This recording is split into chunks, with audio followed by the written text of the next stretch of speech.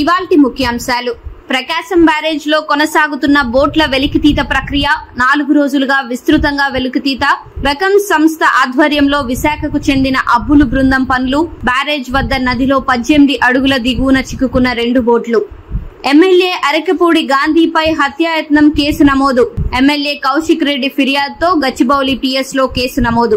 గాంధీతో పాటు అతని కుమారుడు, సోదరుడిపై కేసు నమోదు. కార్పొరేటర్లు వెంకటేష్ గౌడ్, శ్రీకాంత్ నిందితులుగా చేర్చిన పోలీసులు.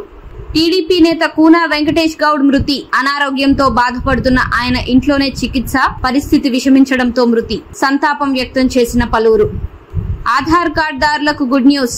ఆధార్ ఉచిత అప్డేట్ గడువు పొడిగింపు. డిసెంబర్ 14 వరకు అవకాశం కల్పించిన కేంద్రం.